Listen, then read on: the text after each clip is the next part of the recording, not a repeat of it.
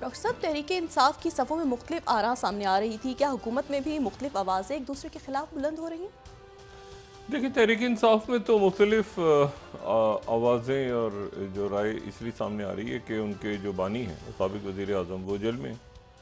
और ज़ाहिर है कि जो भी शख्सियत उनसे मिलती है और मिल के फिर वो अपना नुक्ता नज़र बयान करते हैं तो उसके नतीजे में कहीं इख्तलाफ पैदा होता है, कहीं इत्तेफाक पैदा होता है। हुकूमत भी जो है, ये हुकूमत है या इस तरह से समझ रहे हैं कि वैसे तो हुकूमत है, लेकिन ये एक अरेंजमेंट इसको भी कह सकते हैं कि एक अरेंजमेंट है जिसमें ज़ाहिर है कि एक अक़लियती हुकूमत है और उसमें पाकिस्तान पीपल्स पार्टी आती है बजट के बाद या नहीं आती। बजट के बाद जो जो हालात होंगे और जो टैक्स निचकारी और बाकी सारे मामला भी, तो क्या उस वक्त पाकिस्तान पीपल्स पार्टी आएगी तो कौन सी वजारतों पे आएगी? क्या डॉक्टर साहब उनके लिए वजारत ख़जाना ख़ारजा भी छोड़ देंगे? तो डॉक्टर साहब ने तो काफ़ी जगहों से, मतलब काफ़ी जगह उन्होंने छोड़ी हैं। जैसे आज आपने बताया कि वो जो कमेटी की सरबराही भी अब जो है वज़ीर ख़जाना ही करेंगे। तो अब यह है कि ये मुख्तलिफ आवाज़ें आ रही हैं। प्राइवेटली तो बात करते हैं इस अरेंजमेंट में बहुत से लोग, लेकिन ये कि पब्लिकली कब बात करेंगे मैं ये नहीं जानता। मेरा नहीं ख्याल कि शायद वो करेंगे, लेकिन कभी कभी ऐसा होता है कि क़यादत खुद भी नहीं बात कर रही होती कि दूसरों के मुंह से कहलवा रही होती है। अब इसमें देखना ये है कि मियां नवाज शरीफ साहब की क्या आखिरी वो क्या फ़ैसला करते हैं, इस हुकूमत को वो या इस अरेंजमेंट को मुकम्मल तौर पे ओन करते हैं, कर रहे हैं। ये अभी तक मुख्तलिफ जो रहनुमा हैं मुस्लिम लीग नून के वो ये बात वाज़ेह नहीं कर रहे कि क्या इस अरेंजमेंट को मुकम्मल तौर पे नवाज शरीफ साहब की तायद और हमायत हासिल है और जो फ़ैसले होने जा रहे हैं और निचकारी होने जा रही है मुकम्मल तौर पे। इसी तरह से जो पाकिस्तान पीपल्स पार्टी के बहुत से रहनुमा हैं उनसे जब पूछा जा रहा है कि जो निचकारी होने जा रही है PIA की और स्टील मिल और बाकी अदारों की, तो क्या आप मुकम्मल तौर पे इसकी हमायत करते हैं, तो वहाँ से फिर खामोशी आती है। वो सिर्फ वो तो ज़ाहिर है कि आने वाले दिनों को कुछ भांप भी रहे हैं, कुछ समझ भी रहे हैं, लेकिन ये है कि ज़ाहिर है ख़ुद आए हैं इसमें और जब उनके सामने ज़ाहिर है इस अरेंजमेंट की शराइत रखी गई होंगी तो उन्होंने 4 दफ़ा कबूल है करके उसको उसमें आने की अपनी रजामंदी भरी होगी।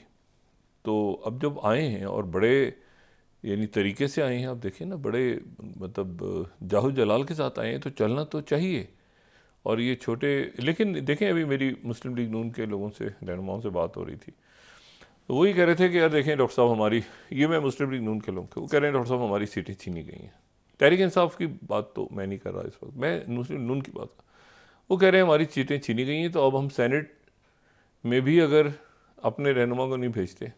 मोहसिन नकवी साहब बड़े ज़बरदस्त हमारे वज़ीर दाखिला हैं, वो कहते हैं कि सेनेट की सीट भी अगर हम नहीं दे सकते अपने किसी रहनुमा को मुस्लिम लीग नून के, तो फिर हम क्या करेंगे? हमारे तो बहुत से रहनुमा जो हारे हैं इलेक्शन, तो हम तो चाहते थे कि वो सेनेट में जाएं।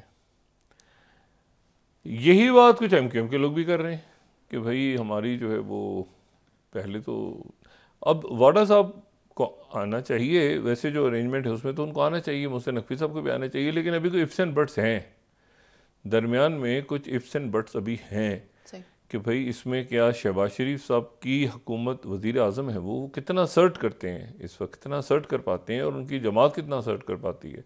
ये उनके लिए बहुत बड़ा इम्तहान हो गया है कि भाई वो किस तरह से उनकी जमात के लोग हारे हुए हैं और बाकी लोग जो हैं वो कहते हैं कि भाई ये क्या है।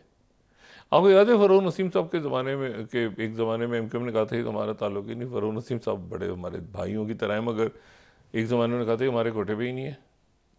अब तो बड़े ज़बरदस्त उनके रहनुमा MKM के। तो इस तरह की सूरत हाल डेवलप हो जाती है।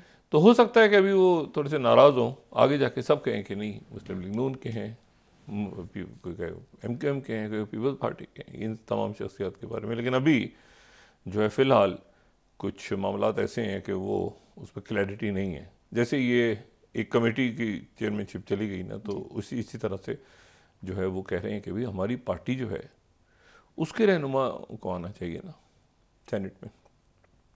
तो आज़ाद ये क्या कि सबकी हमायत हासिल है और आज़ाद हैं और ये तो ये देखते हैं कि अब क्या होता है आने वाले दिनों में। मोहसिन नकवी साहब जो हैं वो उन्होंने आज बड़ा ऐलान किया है क्रिकेट बोर्ड के हवाले से, और देखें ये तब्दीलियाँ किस तरह से असरअंदाज होती हैं और क्या इसमें प्रोज एंड कॉन्स क्या आते हैं सामने।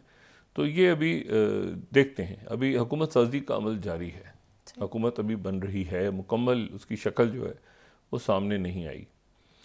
लेकिन इसमें मैं जो बात दोबारा उसी पे जाते हैं कि कल जो मामला हुआ उसका पाकिस्तान पे असर किस तरह से है। ये मॉस्को में जो कुछ हुआ है, क्या पाकिस्तान पे इसका असर है? पाकिस्तान पे इसका असर किसी न किसी नहीं काफ़ी अंदाज में इसमें है, क्योंकि जो अमेरिका की तरफ से बात हुई जिसको क्रेमलिन ने मुस्तरद कर दिया, वो ये कि ये अफ़गानिस्तान से जो ISIS है, ये जो है ये उसकी जो खुरासान जो ब्रांच है उसकी, वो जो है वो इसमें मुलविस थी और हमने मॉस्को को पहले बता दिया था। कल हम ये बात डिस्कस कर चुके हैं कि मॉस्को ने कहा कि हमें कोई इतला नहीं पहुंचाई। आज वहाँ पे बहुत जो है वो आप समझें कि एक तरह से गम का दिन वहाँ मनाया जा रहा है और तमाम सरकारी इमारतों पे और लोग भी रो रहे हैं और फूल भी रख रहे हैं जाके, और जो कोई 145 बता रहा था अभी जो वहाँ पे जाँ बाक हो गए लोग, कोई कह रहे हैं 150 के करीब हुए हैं। औरतें बच्चे अभी तक वो कंप्लीट लिस्टें नामों की नहीं आई सामने। लेकिन ये मॉस्को के दरमियान में एक बहुत बड़ा दहशतगर्दी का वाक़या है, और हम कल ये बात मुकम्मल तौर पे बता चुके हैं अपने प्रोग्राम में कि किसकी मलकियत था, कैसा उस ग्रुप जो है वो उसका क्या लिंक बनता था माजी में। वो एक बिल्कुल एक एंगल है जिसको जहन में रखें, उस एंगल को जहन में रखना ज़रूरी है कि उनके मालिक का बेटा अमीन और फिर उनकी शादी और फिर जैरेड कृष्णन और फिर ट्रम्प और ये माजी के सारे वाक़यात। अच्छा, अब इसमें जो है वो पहले तो ज़रा यूक्रेन को और इसको डिस्कस करते हैं। तो वो अब प्रेसिडेंट पुतिन जो हैं उन्होंने 2-3 बातें उनकी तरफ से आई हैं। पहली बात तो ये कह रहे हैं कि हमें कोई वार्निंग नहीं मिली, नंबर 1। नंबर 2 वो ये कह रहे हैं कि इसमें दाइश नहीं है। ये इनके जो इनका मीडिया है, जो जाहिर है कि रशियन मीडिया, तो फिर रशियन मीडिया है बहुत ज़्यादा, हम आज़ाद भी उसको नहीं कह सकते, बिल्कुल काफ़ी हद तक आज़ाद नहीं है वो। तो वहाँ से जो आरा आ रही हैं वो ये है कि ये दाइश नहीं है। अच्छा, जो प्रेसिडेंट पुतिन ने भी बात की, उन्होंने कहा कि इसमें नियो नाजीज़ का हाथ है। अब नियो नाजीज़ तो दाइश नहीं है ना। नियो नाजीज़ का लफ्ज़ जब पुतिन इस्तेमाल करते हैं तो इशारा यूक्रेन की तरफ ही होता है। यहाँ पर अब एक कॉम्प्लिकेशन और है, ये दाइश जो है, ये दाइश क्या है? देखें, एक जॉर्डन उर्दन के साहब थे अबू मुसाब जरकावी। ये 9/11 से पहले 80 की दिहाई में अफगान जिहाद के दौर में वो जो हैं वो उन्होंने कहा कि मैं तो ये अफ़गानिस्तान में जो जहाद हो रहा है सोवियत यूनियन के ख़िलाफ़ मैं इसमें लड़ूंगा। और अब जो जहाद ही कहते हैं, अब इसको जो भी नाम दिया जाए, जिस अंदाज में भी लें, अच्छा, जो कि एक तरह से अमेरिका और सोवियत यूनियन की जंग थी, प्रॉक्सी। लेकिन उन्होंने कहा मैं तो इसमें हिस्सा लूँगा। तो वो यहाँ पर 89 में वो उन्होंने कोई 85-86 में अबू मुसाब जरकावी ने वहाँ पर एक अपनी जमात बनाई और फिर वो यहाँ पर आ गए। अबू मुसाब जरकावी जो है वो यहाँ पर आए हयाताबाद के करीब, लेकिन वो आए उस वक्त जब अफगानिस्तान से विड्रॉल हो रहा था 89 में, यानी जब ज़िया-उल-हक साहब का तैयारा जो है वो क्रैश हो चुका था। पाकिस्तान में एक ट्रांजिशन हुकूमत दूसरी आ चुकी थी बेनज़ीर भुट्टो साहब। तो अबू मुसाब जरकावी साहब यहाँ पे आए और यहाँ पे आके उन्होंने कुछ अर्सा गुजारा। या मुजाहिदीन वगैरह मौजूद होते थे उस ज़माने में, आहिस्ता आहिस्ता इधर उधर हो रहे थे। तो फिर ये हुआ कि वो यहाँ पे अब्दुल्ला आज़म के साथ उनकी, जो कि एक बहुत, यानी जिनको उसामा बिन लादेन का उस्ताद कहा जाता है, यानी इस तरह से अब्दुल्ला आज़म, तो अब्दुल्ला अज़ाम से वो बड़ा मुतासिर हुए, और अब्दुल्ला अज़ाम से मुतासिर हुए, लेकिन फिर साथ ही जंग ख़त्म हो गई वहाँ पे।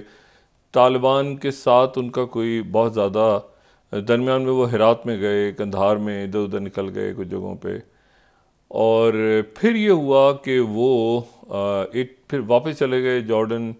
जॉर्डन में कुछ अरसे के बाद ऐसे वहाँ जहाँ से जॉर्डन गए, जॉर्डन में गिरफ़्तार हो गए अबू मुसाब ज़रक़ावी का, जो हमें रिकॉर्ड मिलता है मुख्तलिफ़ जगहों से। और इसमें अलकायदा वाले भी, और जो है वो दाइश वाले भी, और बाकी जो ग्रुप्स हैं, और जो अमेरिकन कुछ आपस में उनके इख्तलाफात हैं अबू मुसाब ज़रक़ावी के ऊपर कि इनका माजी क्या रहा है, लेकिन ज़्यादातर लोग इसी बात पे मुत्तफ़िक़ हैं जो मैं बयान कर रहा हूँ। तो अबू मुसाब ज़रक़ावी जो हैं वो चले गए फिर जॉर्डन। वापस जॉर्डन गए तो अरेस्ट हो गए वहाँ पे कि भाई आप यहाँ से जब वापस जा रहे थे लोग तो अरेस्ट हो जाते थे, अरेस्ट हो गए, कई साल वहाँ पे जेल में रहे। उसके बाद शाह अब्दुल्ला ने उनको जो है वो रिहा कर दिया, उसमें जो एमनेस्टी वगैरह होती है उसमें रिहा कर दिया। थोड़े दिनों बाद उन्होंने वहीं पे दोबारा अपनी जो तंजीम थी वो कायम की, और एक आध वहाँ पे दहशतगर्दी का हमला हुआ, ब्लास्ट हुए। उसके बाद वहाँ से निकल गए, फिर उसके बाद पाकिस्तान आने की कोशिश की। पाकिस्तान में यहाँ पे उनकी जो दस्तावेज़ात थी वो मनसूख हो चुकी थी, उनका वीज़ा भी कैंसिल हो चुका था, तो यहाँ वो आ नहीं सके, यहाँ आ नहीं सके, लेकिन वो किसी तरह स्मगल होकर यहाँ से अफगानिस्तान पहुँच गए। वहाँ अफगानिस्तान पहुँच के फिर इनकी उसामा बिन लादेन से मुलाकात हुई। उसामा बिन लादेन, ये जो इनकी हिस्ट्री है अबू मुसाब ज़रक़ावी को इस तरह है। अब वहाँ जाके उसामा बिन लादेन से मुलाकात हुई। जब 9/11 हुआ तो ईरान में थे, ये हेरात वगैरह के नज़दीक ये जो तालिबान फाल थी, तो 9/11 के दिन ये इस्लामाबाद में थे।